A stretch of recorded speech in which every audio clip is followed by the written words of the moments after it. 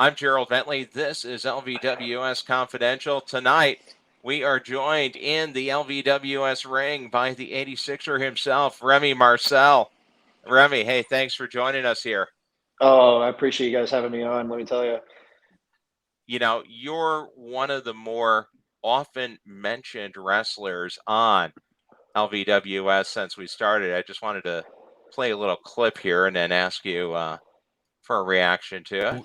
Somebody that really needs to get a lot of credit is actually Remy Marcel, because Remy Marcel had gone to the LA dojo back in the day, and the way that he would start every class was the way that they started their rolls and their drills. So that was Cutthroat Cody talking about your influence, your New Japan Wrestling Dojo experience influence that has kind of permeated the LVWS.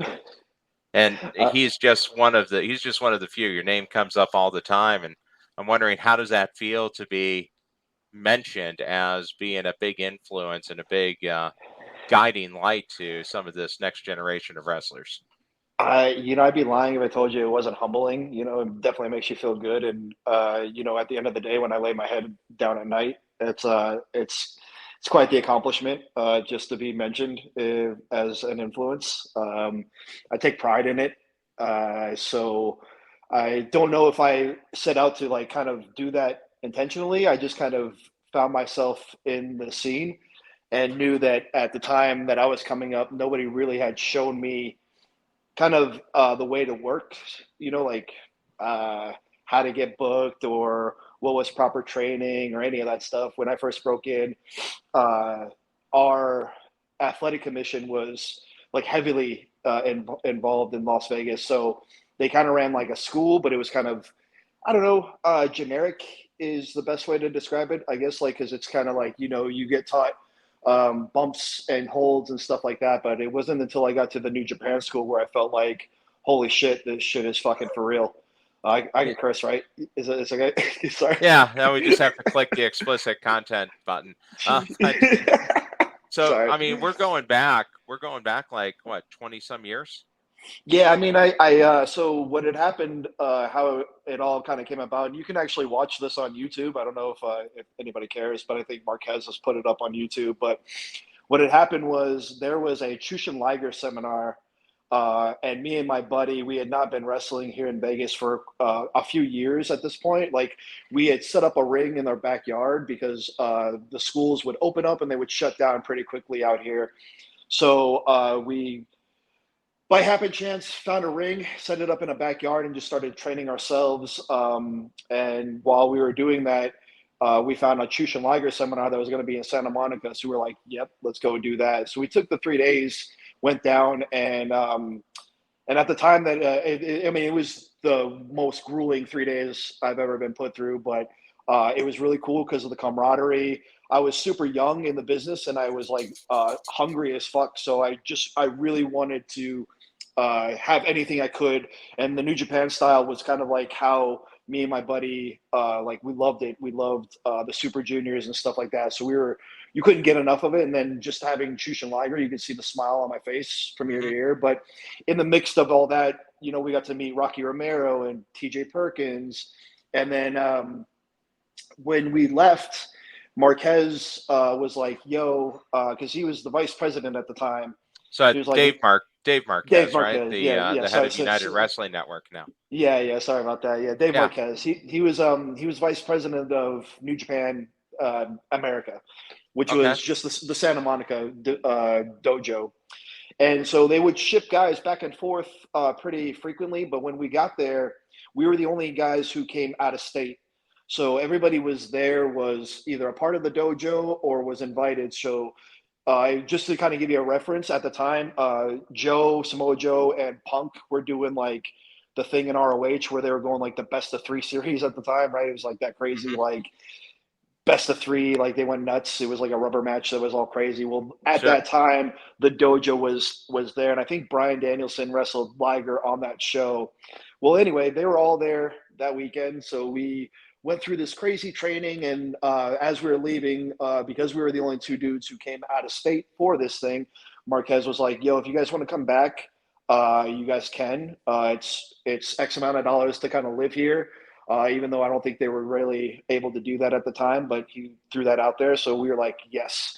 So within a year, we were like, okay, we got to save up enough money to kind of at least have tuition.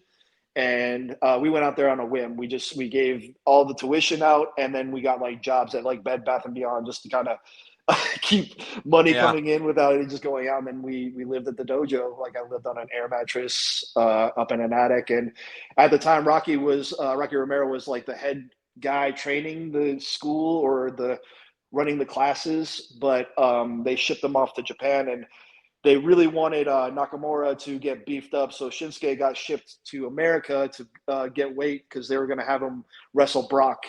So he went and came to the dojo for about 9 months just to kind of go and get like really beefed up. And so he was kind of my trainer at the dojo, was like Nakamura. And it was strict New Japan style. Every morning up at 6, you clean. You went through weight training, and then you went through regular dojo training, and then at night they would have lucha training if you wanted to go, but most of us had jobs. So we went to every class we could possibly go to, but they treated it like it was like a school. So it'd be, you have pro wrestling training 3 days a week. There'd be lucha training 3 days a week, and then it'd be like kickboxing, jiu-jitsu.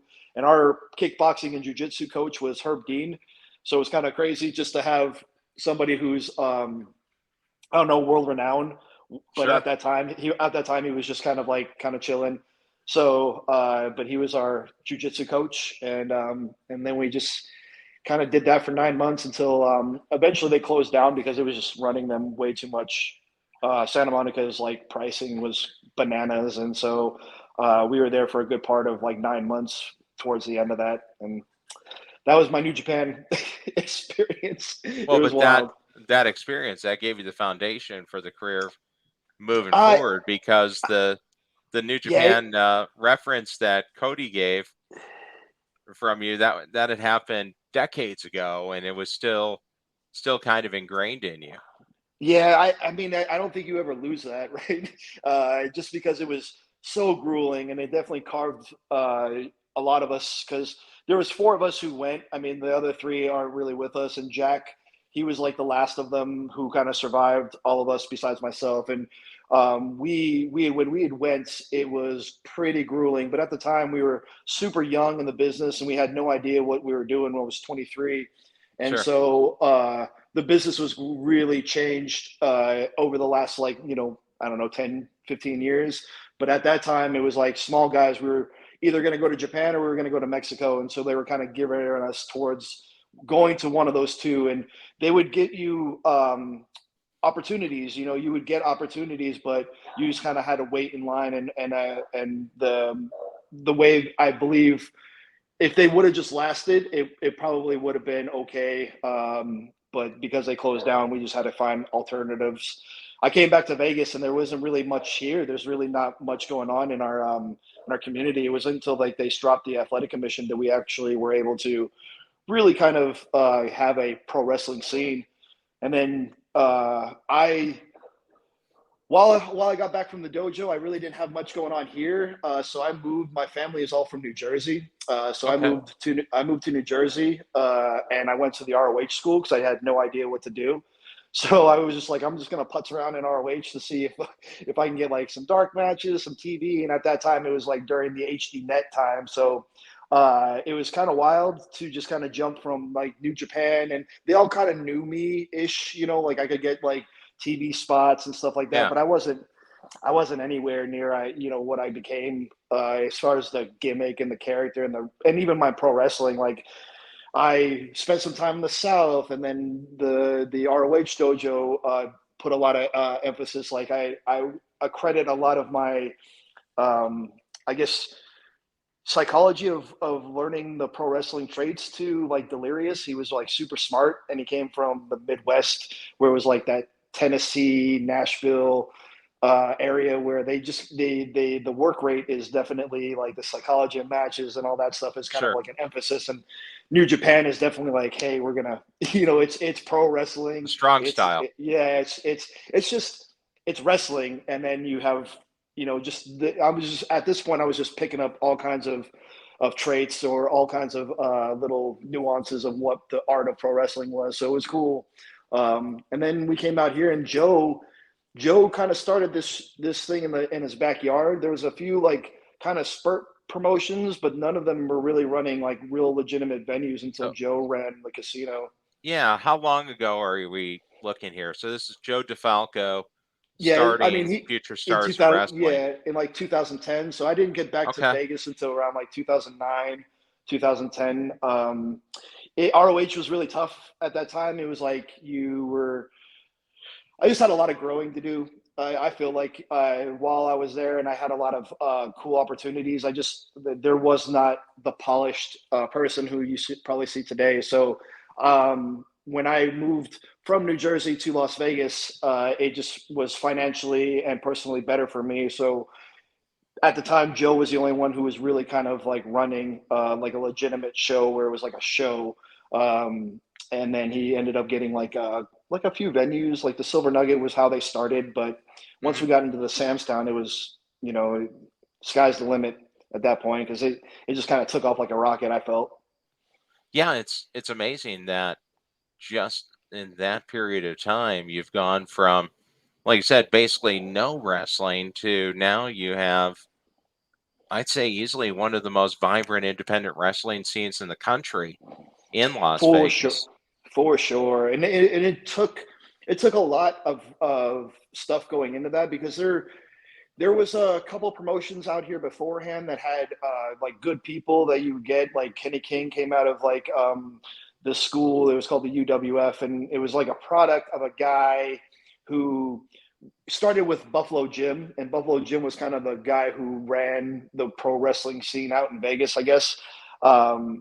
And then they kind of had this, I don't know, there's there's a couple old school wrestlers who kind of like were job guys at the time. I don't use that term as like a derogatory, but they were just kind of like job guys who eventually settled out in Vegas. So Scott Casey, and then there's these guys called the Power Twins, and the Power Twins are these two dudes who look the same and they're huge, but they're the henchmen for the Ocean's 11 or Ocean's 11, right, or whatever. Yeah.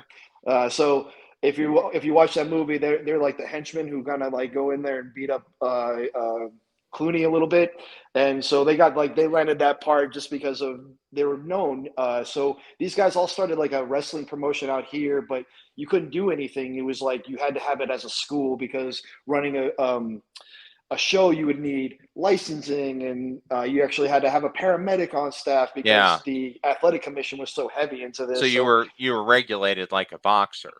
Exactly. And even at that time, it was way before my time. I was still just kind of like new to what this scene was. So fast forward, they did a lot of it underhand and under the radar type of stuff.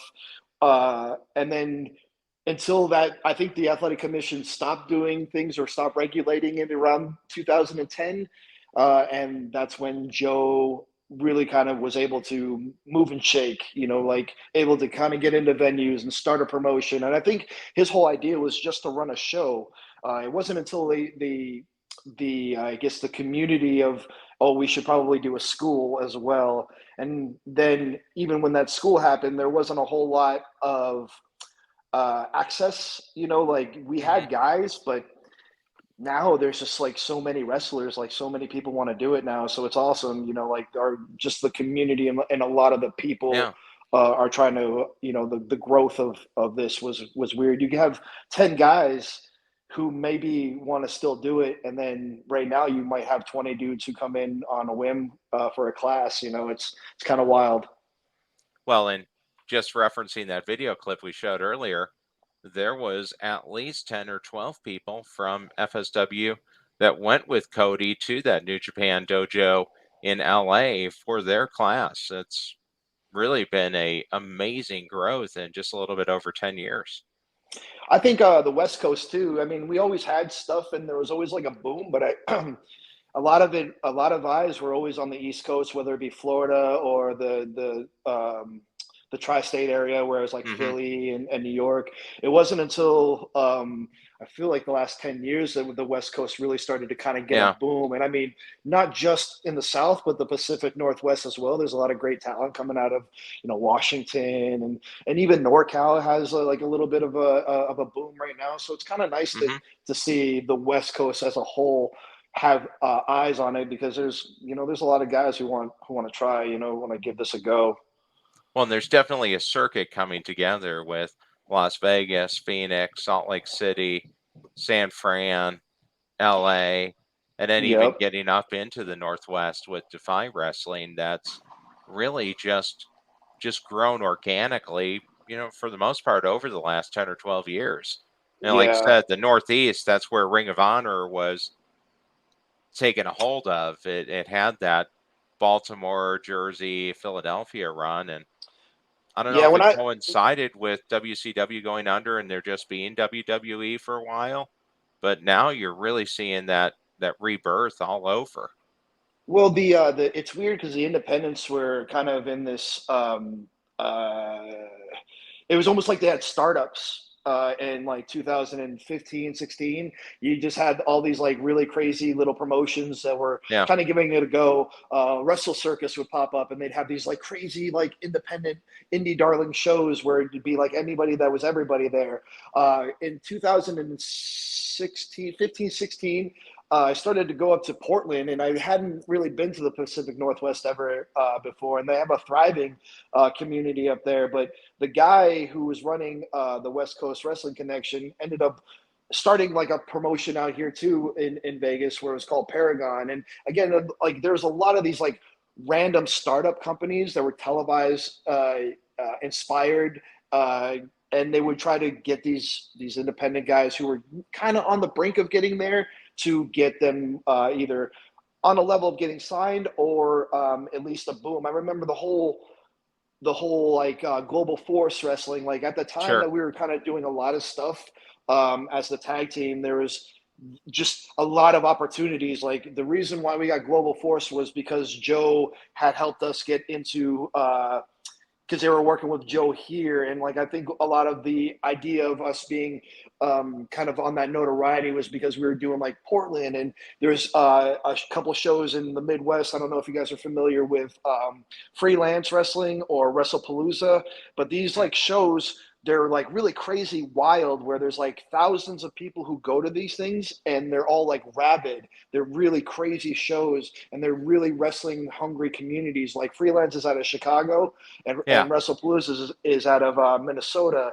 And these shows are kind of like Hood Slam, but not really, where it's like they have their own concept, but there's a community, a culture where you have 1,000 to 1,500 people who are hungry, they're hot, there's a great crowd, and they end up filling the place, and they run these really awesome shows. And I'm starting to see like a lot of these, Defy's kind of got that thing going on now, right? And so there's a few things that kind of set themselves apart, where the only people that last are, like Defy, Hog Wrestling. I think there's like another one that's called Syndicate out in Jersey, but that's where the birth of GCW. Now you see the GCW is like a forefront number 3 promotion behind AEW, right? Yeah, so going all around. It's kind of crazy, and it could have been any one of those promotions, to be honest with you. You don't know what's going to catch fire. It's just, pro wrestling. It's well, and the internet, the advent of the internet right here, we're on it right now, YouTube, it creates all the rabbit holes you can go down. You could literally watch 30, 35 hours a week of pro wrestling every week. I remember when I was a kid, and this is the whole reason why I even wanted to be a pro wrestler, was like on Monday night, I went to school, but there was like a block of 8 hours where you were just enthralled with pro wrestling. You'd watch the 3-hour Monday Nitro, you watch Raw right back to back afterwards, and then you catch whatever you missed during the Raw if you were flipping back and forth, or if you wanted to catch it all.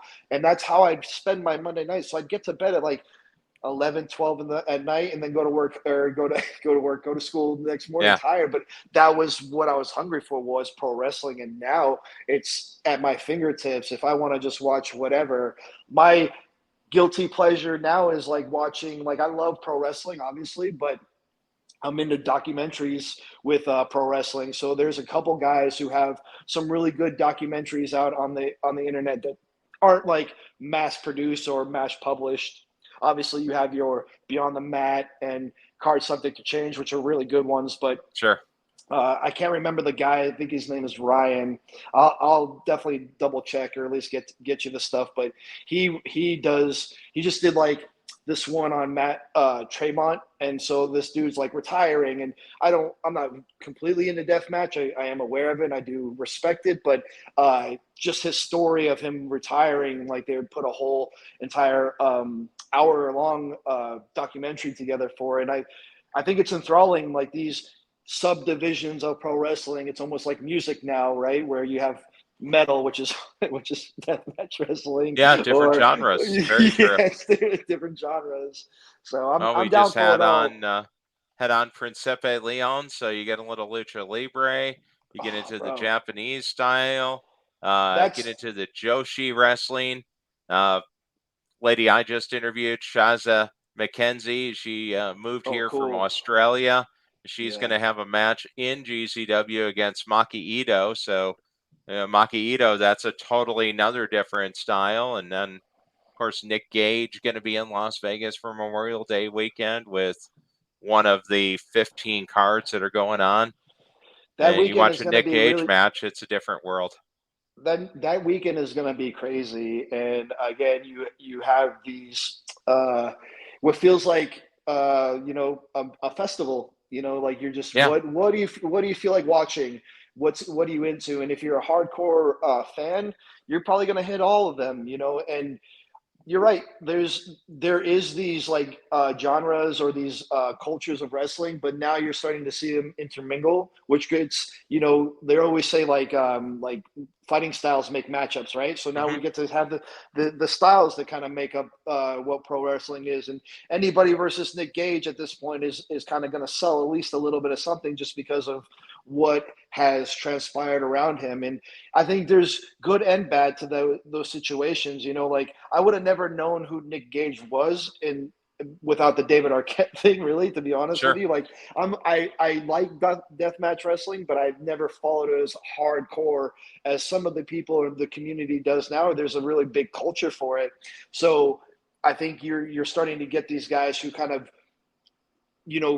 dance within all of the cultures. And I think Nick Gage is kind of that dude who was able to transcend just being a deathmatch guy. And now he kind of, you see, was able to get on AEW. He's on, he's I wouldn't say a household name, but I mean, like you say his name, it's definitely going to turn a head or two, that know what is going on. And it's a beautiful thing. Like pro wrestling usually wasn't ever like that until the last 10 years. I feel like pro wrestling's got this surgence of being cool. Like you're starting to see a lot of people with especially GCW. I think GCW is like the cool thing to rep now, so I see so many GCW shirts when I'm even at the gym here in Vegas. It's kind of wild. And they draw always. Like that GCW show Friday night at the Silver Nugget's going to be wild. They're going to draw big numbers, and some of the matchups they've already released have been, it's kind of great, right? It's grown organically too. Just totally organically. And like you mentioned, not that long ago, there really was virtually nothing going on in Las Vegas.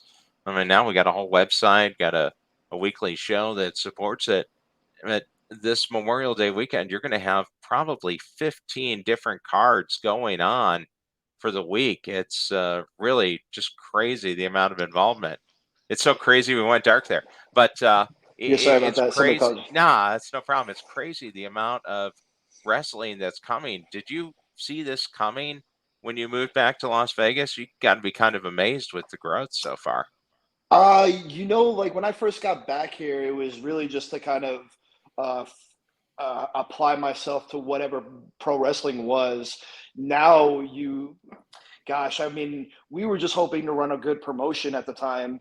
And if you look at the last 10 years, the 10-year jump has been bananas. Like, yeah, we're at what the anniversary shows in June is the 14th anniversary. So within 14 years, the growth of just the company that I've been around the most has been really crazy, just in talent alone, let alone what the company's actually done. We went from like just running a show with a PA system to now we have a production room and there's a studio, and now you get into these venues, and now Joe's got like, when he gets into venues, he's trying to put up a stage for the venues. And like, obviously you want to go out there and go hard with like video walls and stuff like that. But for whatever the budget calls for, it's not bad. And these people dress it up really, really nice. yeah, And most of the venues here, I mean, obviously Sam's Town's the venue, if you ask me, but I haven't been into a lot of them. And we have Silver Nugget coming up and Silverton coming up, and Silverton, Silverton's been a really cool venue to try to, you know,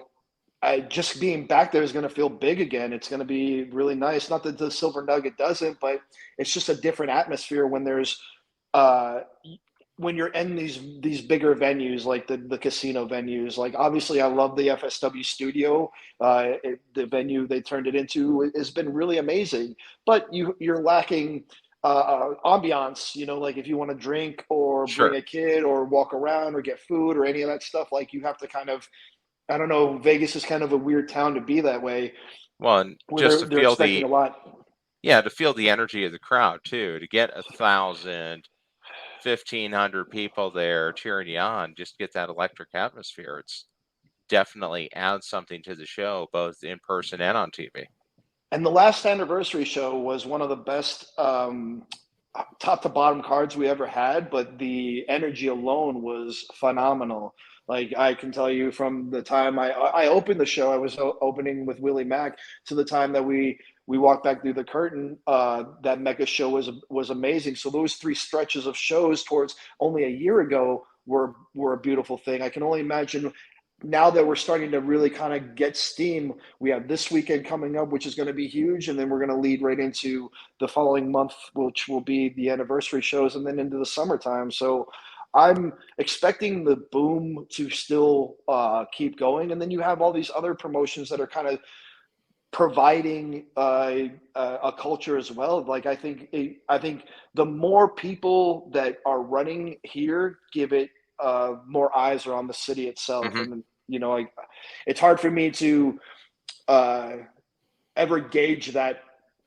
You know, you don't ever see that coming, so it's just been really, you're just hoping for stuff that goes down that's cool. And like, it's been really amazing just to see the growth in our city. You know, like, you're right, we have a show, we have podcast about it, we have a weekly write-up that helps out tremendously, both with FSW as far as like their storylines and things Sure. that go, but all the other guys who are there, Versus and Pride Style and Grap House, these are all like write-ups that get written up that if you read them, they're engaging.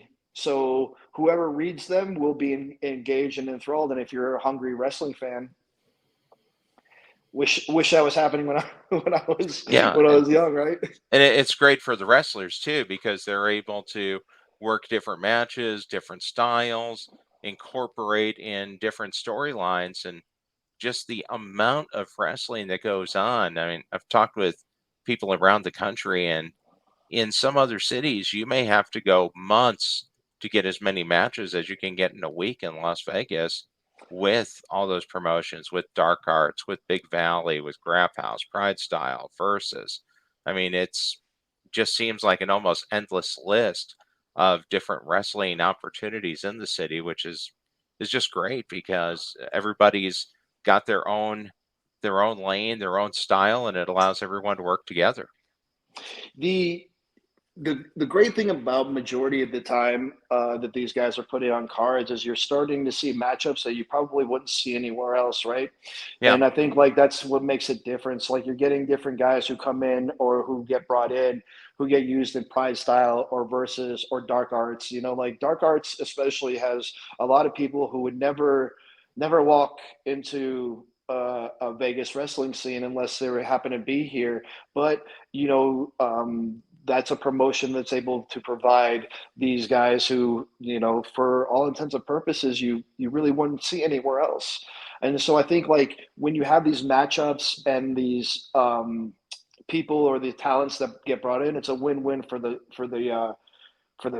fans, or for the people who are trying to pay attention or who just happen to like it for that, like I don't know what gravitates people to what they like, but what I do know is that there's a little something for everybody with every Sure. show that's out there right now. And I think that's cool. I think you get a little bit of a variety because you can see certain talents in certain places that you can't see anywhere else. But I also think you get a cool aspect of having matchups that you just you wouldn't see anywhere else because of whatever case may be.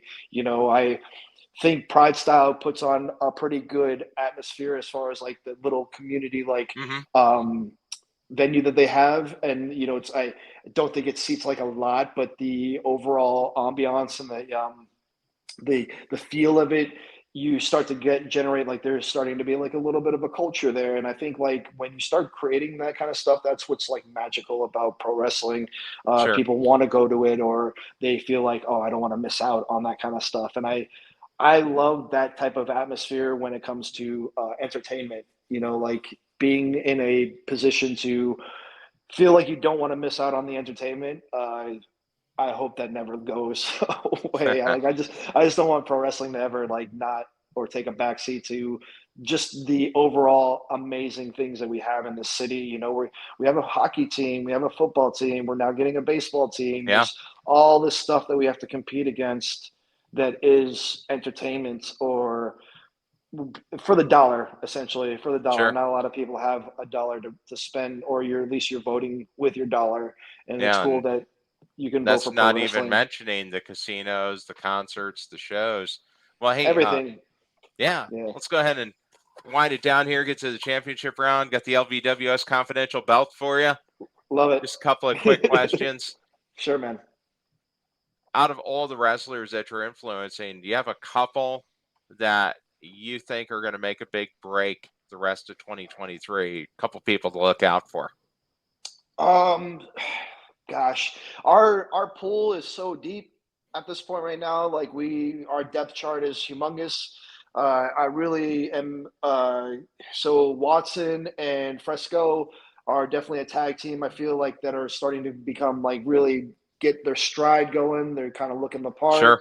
Obviously, Nick Xander and Brett the Threat are your two like rookie guys who are kind of coming up within a couple years, and now they're starting to make a lot of noise. You definitely have the Suavecitos out there, so there's a lot of guys who in our community are speaking or making noise.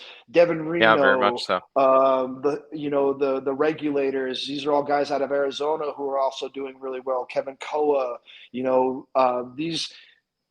If you can support a talent that you like, then yes, you're pretty much golden here in the Southwest. You have it's deep here. So I think like those are guys who I would probably keep my eye on. You're starting to see these people pop up, and there's just who do you like? You know what I mean? It comes down to who's grabbing your eye, because there is a lot of talent. There's a lot of good dudes. I can't really pinpoint who's going to be the next guy or those things, but those dudes I would definitely keep my eye on. Now, what about your dream opponent that you haven't wrestled yet? Oh, gosh. I mean, I would like another round with Kevin Cross. That would be a whole lot of fun. I probably would venture to say that I'm at this point right now where I think I want to wrestle a lot of guys who are kind of past, like at least past me in talent. So I want to kind of get to that point where I'm testing my will, or at least my skill level on things, just to see if I still got it and if I can still compete. So I think any guy who's kind of like on that indie level, that Darling would be a phenomenal chance for me. So any AEW guy, I mean, I love a Scorpio Sky, love a Chris Masters. I probably really dig like Carlito, but I've had my fair share of guys. I wouldn't mind Jimmy Jacobs again. That would be a whole lot of fun. Willie Mack would be a lot of fun again. If I had to I would want Sami Zayn if it had to be like WWE, or something like that, because I think that would be cool. Yeah. Or Kevin Owens, like I think they would get, as far as like the matches that they produce, like I feel like I fall right in perfect in line for that. So those are dream opponents, I suppose. Yep, for sure. Okay. And then just to wind it down, a good one, the WWE Tag Team Champions. What's up next for people to look out for? Where can they see Remy Marcel in action? So I do a little bit of the Southwest loop. You can kind of find me anywhere like Lucha. Mass Republic has a couple shows that are kind of running for the next like little bit in the next couple months. I'll be doing those. Phoenix Championship Wrestling from Arizona. Boom, there's that. There you You are. can see me there. And they run out of Mesa, and they do every other month. And then obviously anything local, whether it be Dark Arts or FSW. You might see me pop up someplace else, but for right now, those are the two leading forces of anywhere local that kind of have my eye or kind of have my schedule. Yeah, and then you never know. Okay. You never know where what's going to end up happening. Well, no, absolutely. We'll just keep a lookout for Remy Marcel, the 86er. Remy, thanks for stepping into the ring here in LVWS Confidential. We appreciate it having you on. I appreciate you guys having me, man. Have a good night. Absolutely.